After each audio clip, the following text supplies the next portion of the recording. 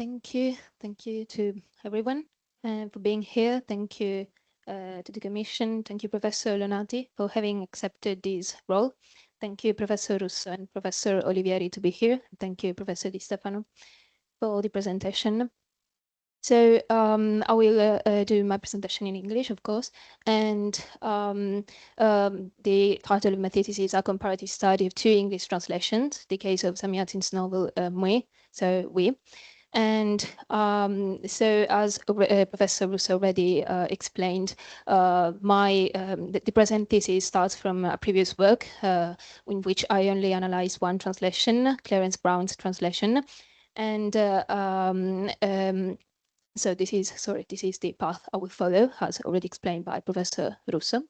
And so in my previous work, I had analyzed Clarence Brown's translation of 1993, but I found that it could be interesting to analyze the two translations because something more could emerge from the comparison of two of them.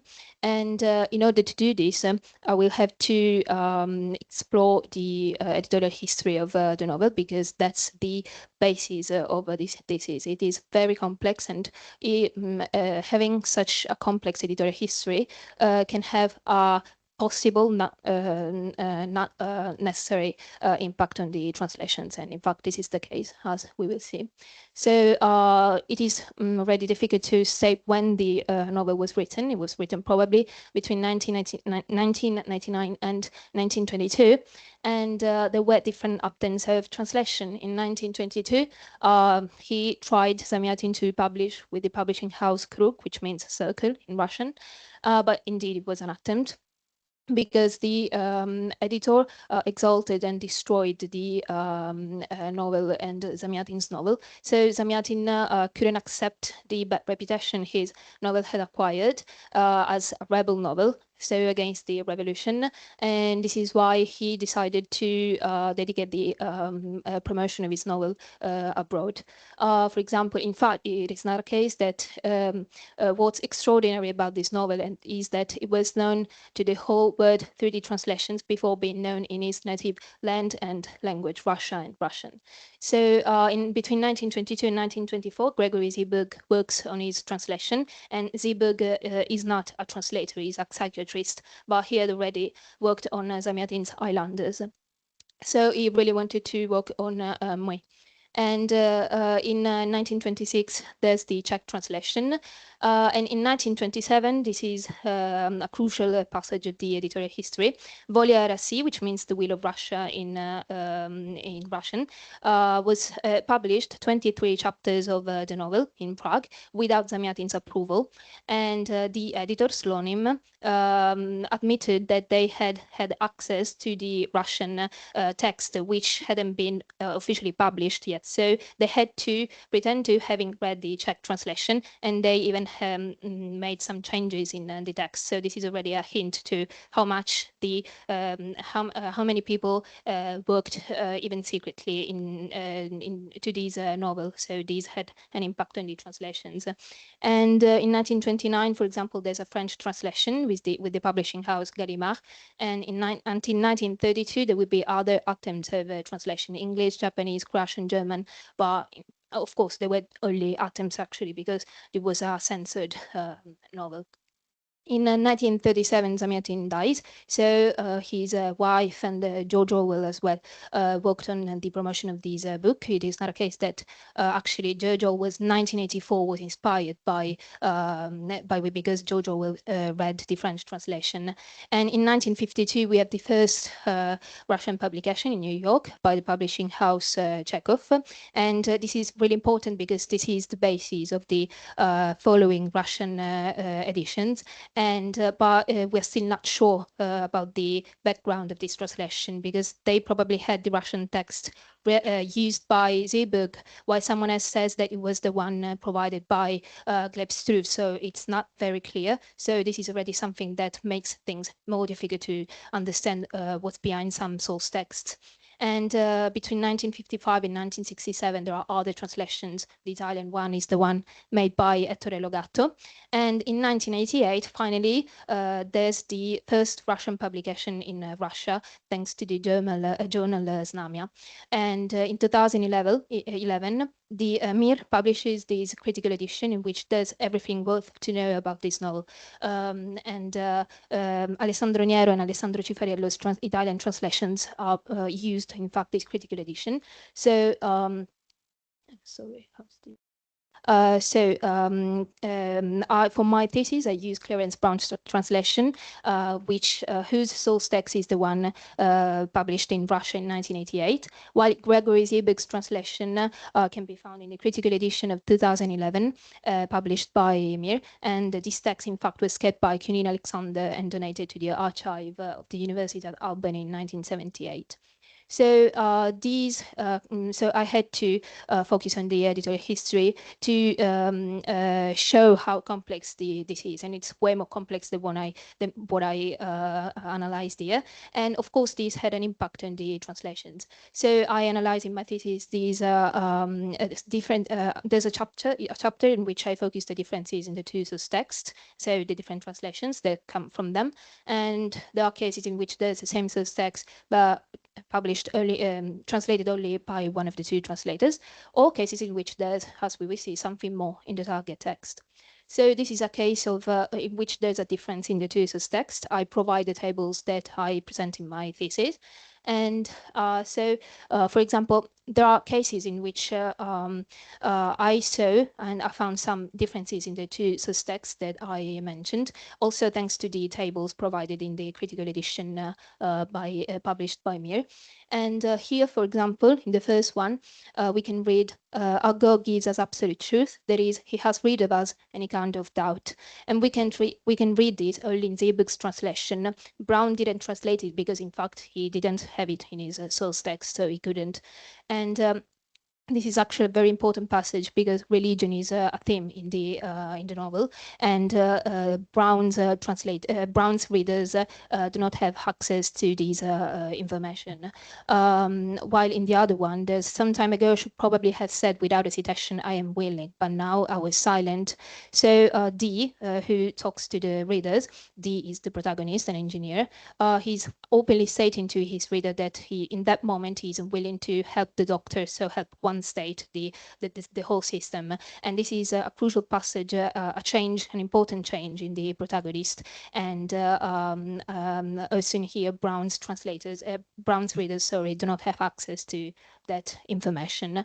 I provide also an example in which the two translators had the same source text, but only Brown translates this passage in which he talks about the concept of soul, which is something that doesn't exist in one state because it's like considered to be like a disease. And Zebug, for some reason, didn't translate this passage, or cases in which there's something more in the target text, so an intervention made by the translator. Zebug here, for example, added, "And she too is a microbe, a wonderful diabolic microbe." So in some cases like that, we could make hypotheses that it can be a precise translation choice made by the translator or just an error. But in cases like this, it is more complex to understand where does this come from, and this is, of course, due to such a complex editorial history. I then analyzed some categories that I found through my analysis, and through the whole chapter, the basis is what Zamjatin says in his essay on language, the fact that there's the specific choice of words in order to create a certain character, and this is particularly evident through these categories, especially mathematics, that I will analyze now.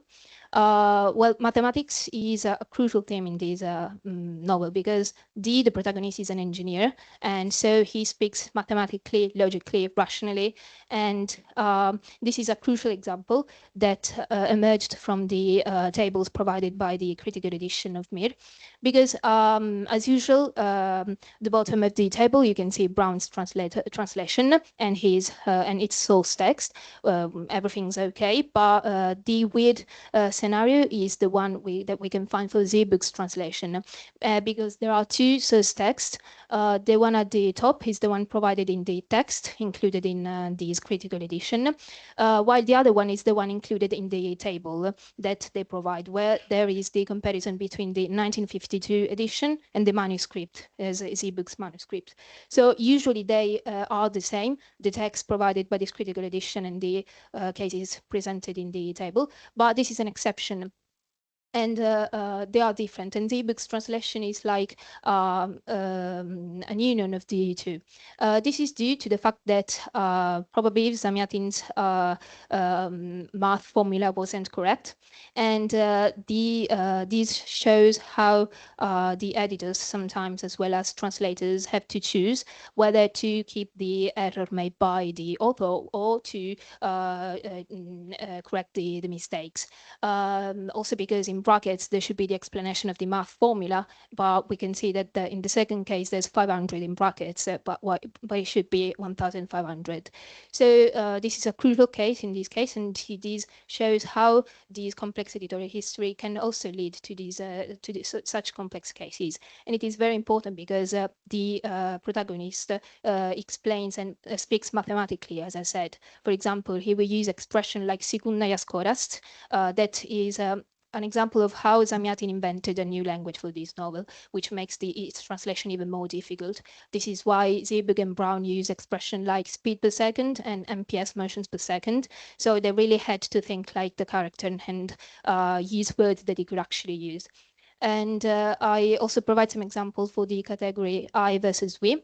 Well, as the title itself says, we, this is the difference between the one person and the union of these people forming one state is crucial for the novel. And it is not a case that the novel opens itself with the personal pronoun ya, so I, that only Brown uses in his translation. And here I provide only one example in which there are some examples with the personal pronouns. Zebug, for example, always uses personal pronouns even when not present in the source text, and this could be an irrelevant element for other novels, but for this one is really important. So. Also, I conclude with the lexical and syntactic level, as I had done in my previous work. And it was important because during my analysis, there were some words that didn't